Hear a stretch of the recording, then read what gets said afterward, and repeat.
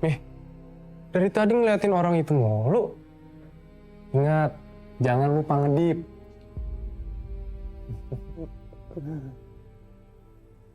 Revan, akhirnya Mami bisa lihat wajah perempuan yang bisa membongkar semua rahasianya. Mami bisa nemuin ini karena siapa? Iya, Mami tahu. Dipikir Mami nggak bangga apa sama kamu? Mami itu bangga sama kamu, Revan. Kamu tuh emang anak Mami yang paling ganteng.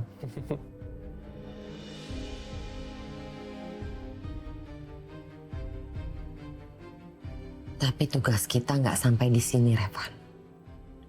Kita udah tahu wajah perempuan yang meneror Sukma. Tapi kita nggak tahu siapa dia, tinggal di mana dia. Itu tugas kita berikutnya, Reva. Tapi Mami yakin kan orang ini bisa kita pakai untuk ngejatuhin Nenek Sukma? Yakin banget, Revan. Mami yakin banget. Sukma itu menutupi rahasia yang sangat penting. Dan rahasia ini akan menghancurkan dirinya sendiri.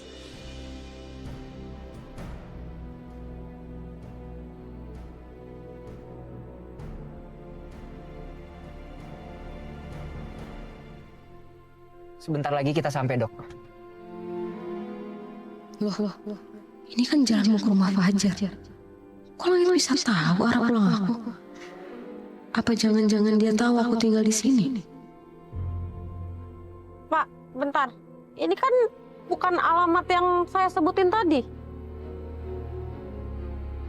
Jangan-jangan dia tahu aku bohong pas nyebutin alamat aku. Santai aja, Dok. Saya sengaja bawa kamu ke daerah sini karena saya pengen kamu nyoba makan sesuatu. Saya mau pulang aja. Saya nggak lapar.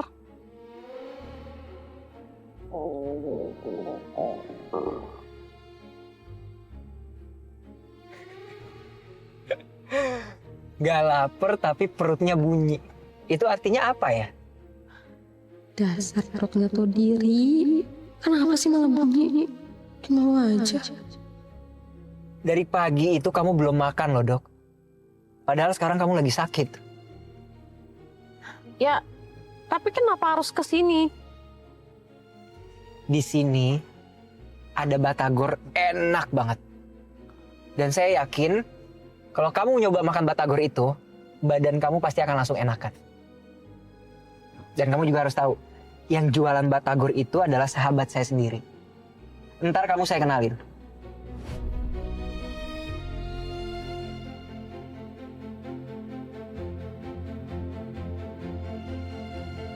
Ibu. Ya.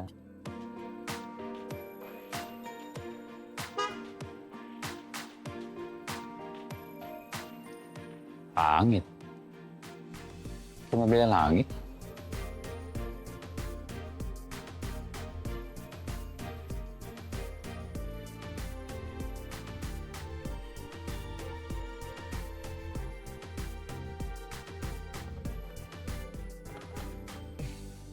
Ini beneran mau nemuin Fajar. Kenapa sih Langit nggak keliling aja? Kan jadi nggak usah ketemu Fajar. Kita udah sampai. Turun. Aku nggak boleh nemuin Fajar. Waktu kemarin pas dia ngeliat aku di rumah Langit aja, dia kan penasaran banget kayak ngenalin aku. Dok.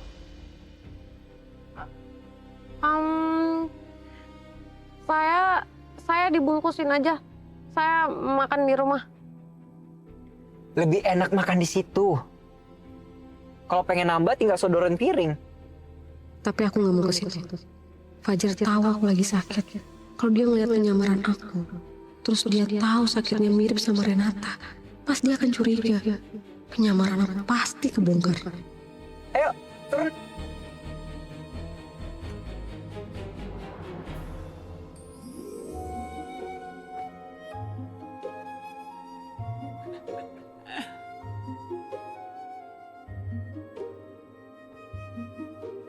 Langit. Sama siapa? Sama cewek ya? Ajak aja turun sekalian. Dengar sendiri kan? Udah diminta turun. Udah gak ada pilihan lain nih. Jadi deg-degan gini. Semoga aja Fajar nggak fokus sama aku. Biar nggak curiga kalau aku ini Renata. Silakan.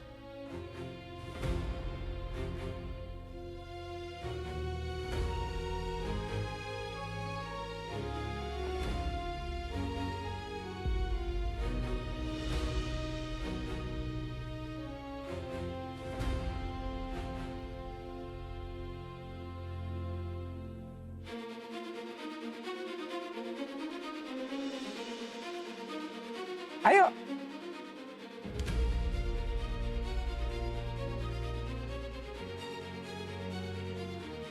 Dokter, kamu langsung duduk aja biar saya yang pesenin, oke? Jar. Sadar.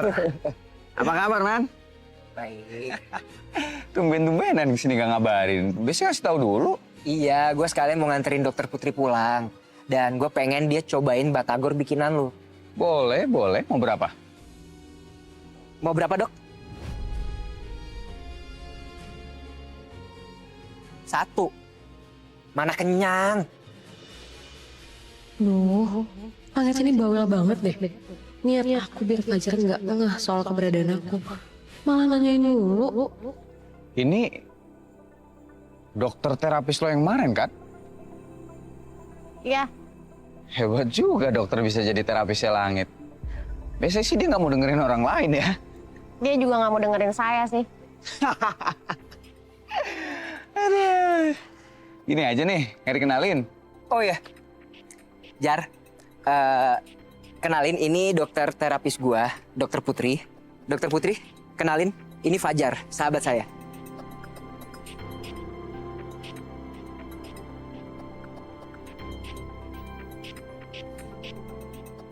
Loh, tangannya hangat dok. Sakit pak. Ini kenapa pakai salaman segala sih?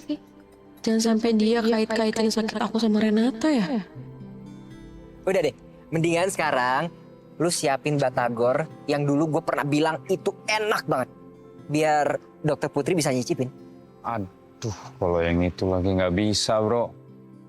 Yang biasa yang masak tuh sebenarnya temen gue, bukan gue kalau itu. Dan temen gue yang masak lagi sakit, makanya dia nggak bisa sini. Lu khawatir banget ya sama dia? Hah? Oh, lu naksir ya sama dia? Hah? Cie. Apaan sih? Nggak, belum tahu. Tapi cuman ada sesuatu yang ganjel aja sebenarnya sih. Apa tuh? Aku penasaran deh. Kalau misalkan kita peduli sama orang, dan kita nggak bisa berhenti mikirin orang itu, apa itu yang namanya cinta ya?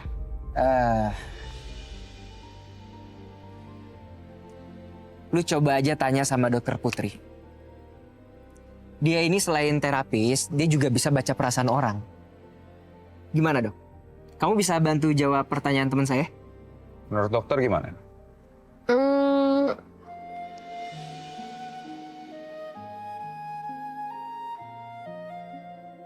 Saya sih belum pernah jatuh cinta ya. Tapi yang saya tahu, ketika kita mementingkan kepentingan orang lain daripada kepentingan diri kita sendiri, itu namanya cinta. Ketika kita melakukan segala hal baik atau buruk demi orang lain, itu namanya cinta. Bahkan ketika kita mementingkan kepentingan orang lain daripada kepentingan diri kita sendiri, bahkan bisa merusak reputasi kita, itu namanya cinta.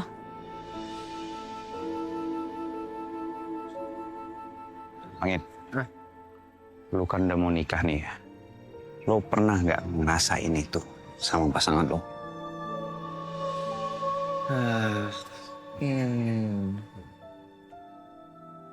Kalau sebentar lagi kita mau menikah, tapi kita nggak ngerasain hal-hal kayak tadi, gimana dok? Dokter? Kemana dia? Kok hilang? Dokter? Dok, Dokter Putri? dokter. Ya, dia emang aneh. Itu salah satu keahliannya dia. Dia ahli memberikan terapi kejut. Ini contohnya. Dia membuat kita terkejut dengan kaburnya dia. Bisa gitu ya? Habis pikir gua.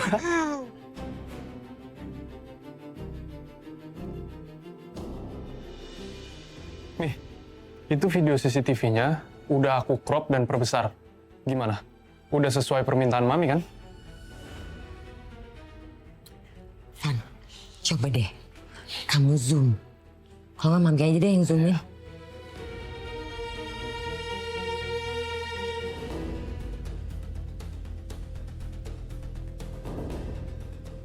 Nih, Mami pernah ketemu atau kenal perempuan ini nggak?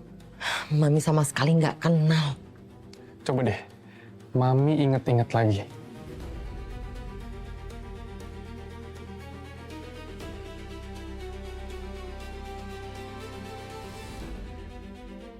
Mami nggak tahu, Revan.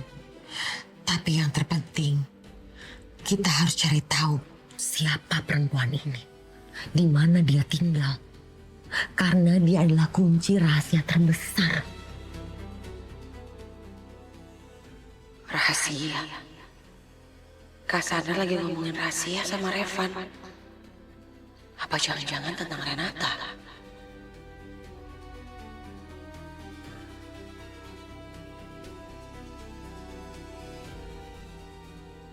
Itu foto siapa? Tapi gimana, Mi, cara nyarinya?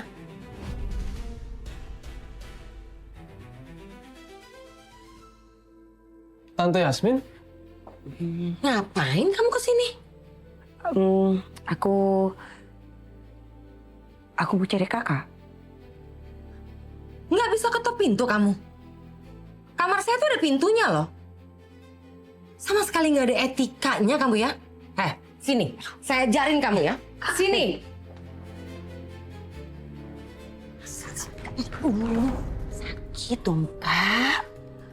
Kamu tahu apaan sih? Hah? Kamu mau ngapain? Ya aku mau cari kakak. Aku mau ngomongin soal terapinya Langit besok gimana. Yasmin, nggak bisa kayak gini caranya. Kamu kan tahu sendiri. Di rumah ini, tembok itu bisa denger sama obrolan kita. Gimana, Kak? Aku nggak bisa tenang, aku kepikiran banget. Lagi juga Renata kok nggak ada kabarnya sampai sekarang. Udah dong Yasmin, sekarang juga kamu jangan neken aku terus. Aku lagi nggak bisa mikir. Iya, sorry. Dan satu lagi ya, kalau aku lagi berduaan sama si Revan, kamu jangan deketin aku. Itu anak emang kurang pinter. Tapi dia bisa peka loh. Dia bisa curiga kalau kita deket terus. Iya, oke, Kak.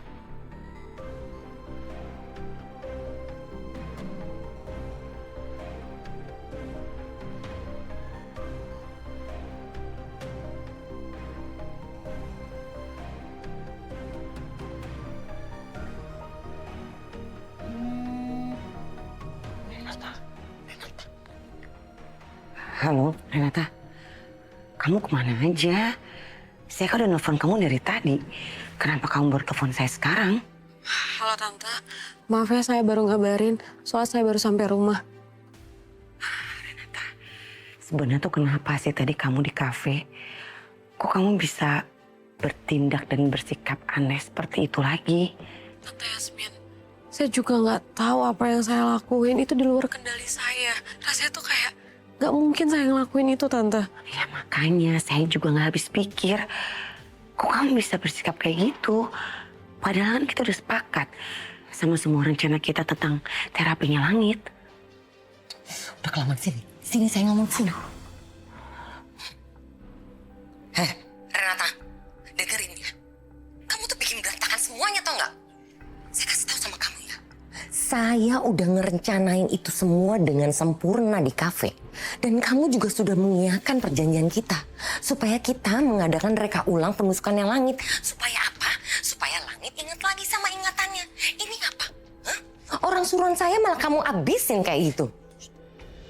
Tante Sandra, sekali lagi saya minta maaf sama Tante. Saya nggak tahu apa yang saya lakuin. Semuanya itu di luar kendali saya, Tante. Saya ngelakuin semua kegilaan itu tanpa kesadaran saya, Tante. Sebenarnya apa yang terjadi sama Renata? Kalau memang yang dilakukan tadi bukan dalam keadaan sadar, kenapa bisa semenakutkan ini? Saya nggak mau tahu ya. Saya udah nggak mau mikir lagi. Kesalahannya ada sama kamu. Sekarang kamu yang harus pikirin. Kamu tanggung jawab. Jangan marah kayak gitu dong, Kak. Tante Sandra, saya tuh udah berusaha buat ngembali ingatannya Langit. Tapi tetap aja saya selalu gagal. Saya juga nggak tahu harus gimana, Tante. Pokoknya saya dan Tante Yasmin nggak akan berpikir lagi. Kamu yang harus pikirin cara apa. Ngerti gak? Kak, jangan kasar-kasar. Sini. Halo, Renata. Tante Yasmin, Tante Sandra. Kayak saya udah nggak bisa ngelanjutin terapi buat Langit. Saya udah nggak sanggup, Tante. Saya nyerah. Aduh, Renata. Jangan berhenti sekarang dong. Kamu jangan mundur sekarang. Saya cuma punya kamu dan saya cuma percaya sama kamu untuk membantu memulihkan ingatannya Langit. Maaf kalau saya udah ngecewain kalian. Tapi saya beneran gak sanggup. Saya benar-benar minta maaf. Renata. Kenapa dimatiin lagi sama dia? Iya. Aku kan baru selesai ngomong sama dia. Kakak sih galak banget. Aduh, gimana ya Kak? Gimana kalau dia benar-benar menyerah? Terus dia nggak mau lagi bantu kita untuk memulihkan ingatannya Langit. Langit itu cuma punya kenangan yang manis, yang bagus, yang paling menyentuh hatinya sama Renata. Udah Yasmin, ya pusing tau gak aku mikirinnya. Udah deh,